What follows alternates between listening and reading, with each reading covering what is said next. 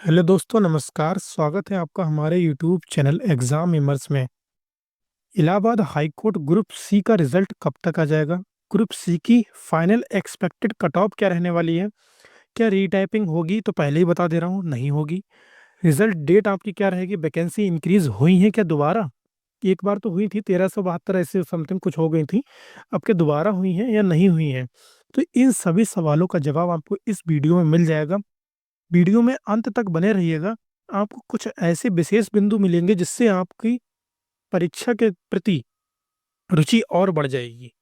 आपकी cut off बिल्कुल clear और प्रूफ के साथ आपको मिलेगी, एक एक फैक्ट के साथ। और आपको बताया जाएगा कि आप अगर एक दो नंबर पीछे हैं कट ऑफ से तो आप क्या करें। ठीक है, चलिए स्टार्ट करते हैं वीडियो को। चैनल को सब्सक्राइब नहीं किया है तो चैनल को सब्सक्राइब जरूर कर लीजिएगा। तो रीटाइपिंग आपकी होगी, मैंने पहले ही आपको बता दिया है कि नहीं होगी अब, क्योंकि बच्चों की तादाद इतनी कम थी कि एनटीए इतने कम बच्चों में तो नहीं सुनने वाला है। सबने मेल नहीं करी है। रिजल्ट डेट आपकी क्या रहेगी? तो रिजल्ट डेट आपको बाद में बताते हैं। वैकेंसी इंक्रीज हुई है या नहीं हुई है? तो वैकेंसी इंक्रीज हुई है। जो बच्चे, जो कुछ दोस्त वगैरह इलाहाबाद हाईकोर्ट के अंदर पोस्टेड है तो वो लोग कह रहे हैं कि इंक्रीज हुई है।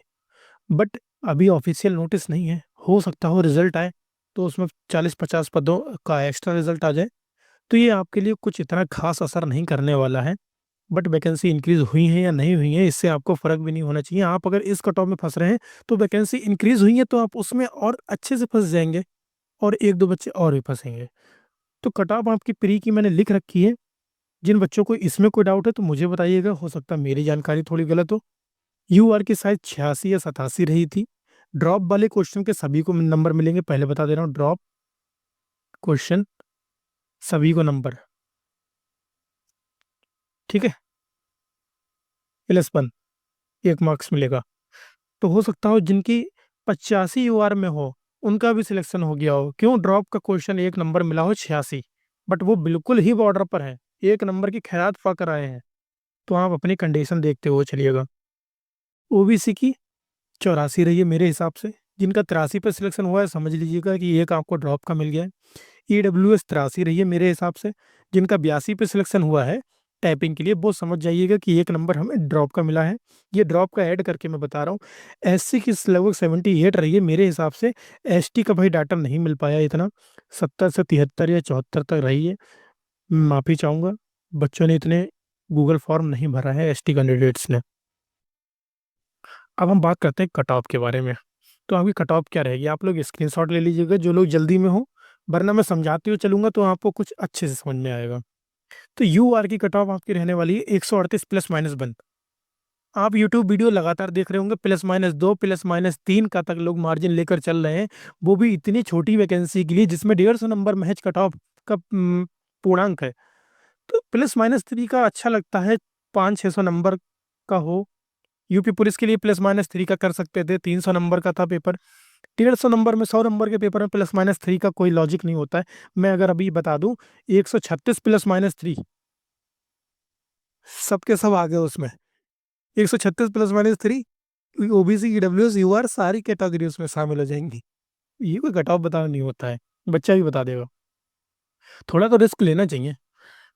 ऐसा कुछ नहीं होता है कि इतनी कट ऑफ बता दी और आपने वीडियो बना दी, ये बिल्कुल फर्जी बातें हैं।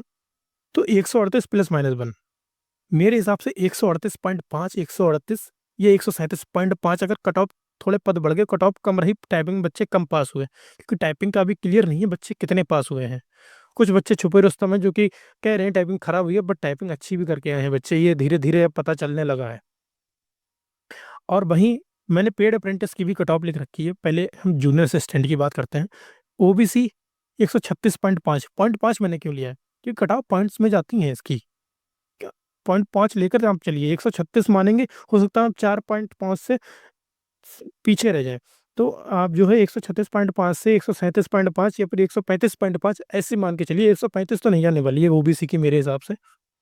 अगर जा रही है तो बहुत अच्छी बात है। मैं चाहूंगा मेरी वीडियो रॉन्ग हो जाए, आपका सिलेक्शन हो जाए। एससी 131 +-1, एसटी की फिर से मैंने यहाँ पर बॉर्डर कर रखा है, इतनी एक्यूरेट नहीं हो सकती है। 125 +-1 मैंने लिखा है, +-2 या +-3 भी आप कर सकते हैं। +-3 कर सकते हैं यहाँ पर। एसटी का भाई डाटा नहीं मिला है। एसटी कैंडिडेट्स के लिए माफी चाहूंगा,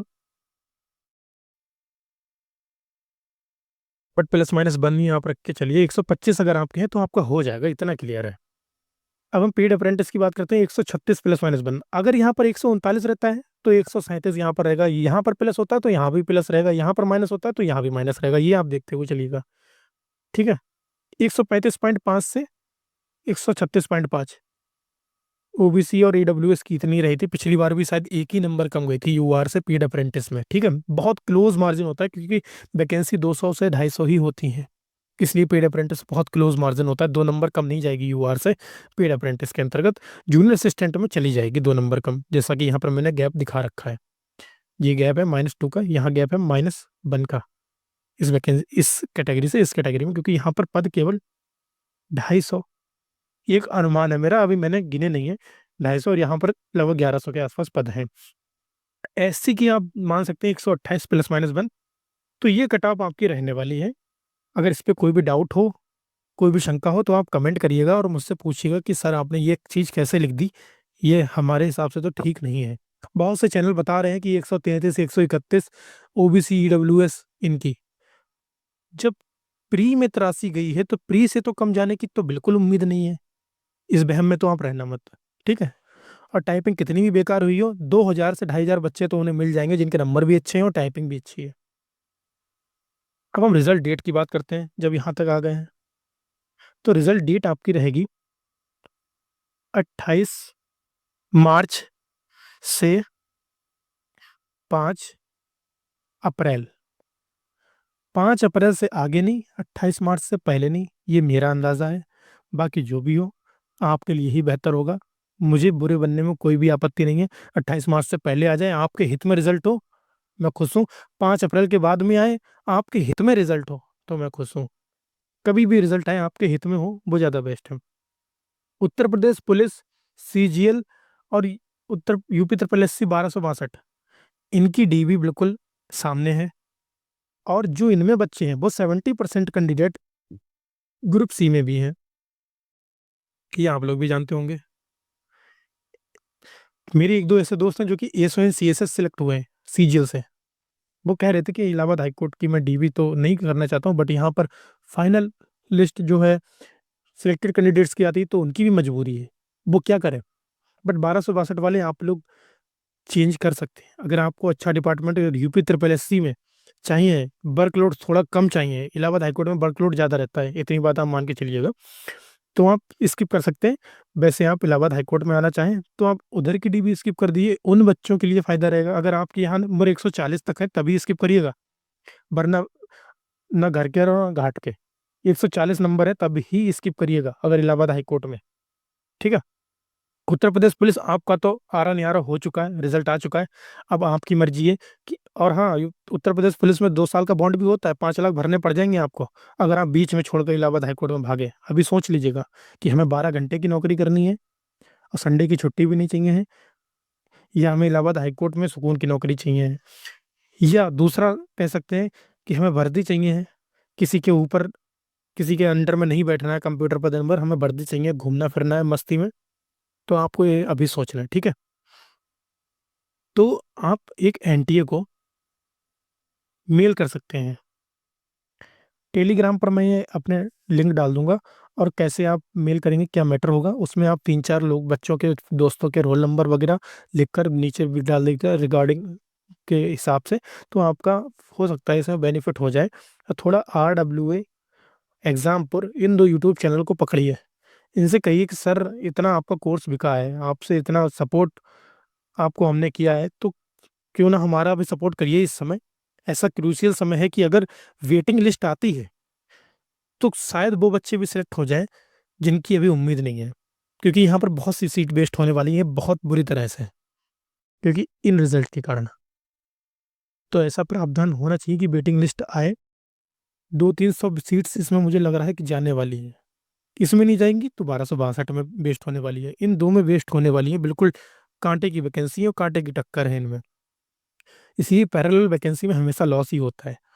तो आप लोग ये मेल कर सकते हैं और आरडब्ल्यू एग्जाम पर वालों से बात करिए, कैसे भी कांटेक्ट करिए, कहिए कि सर एक बार ट्वीट करवा दीजिए या फिर एक बार मेल करवा दीजिए बच्चों से, कह के उनके व्यूज़ अच्छे आते हैं, 15-15 मिलियन उनके सब्सक्राइबर हैं, तो हो सकता हो कि कुछ एनटीए सुन ले और आपका भविष्य बन जाए। अभी का प्रयास आपके भविष्य के लिए बेहतर रहेगा, बाद में पछताए से कुछ नहीं होगा।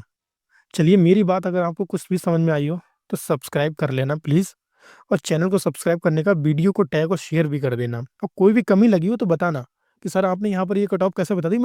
मैं आपको टेलीग्राम या फिर कमेंट बॉक्स में ही कमेंट में आपको रिप्लाई दूँगा, वहाँ पर अपने लोग डिस्कशन करेंगे कि ऐसी-ऐसी कट ऑफ क्यों गई है।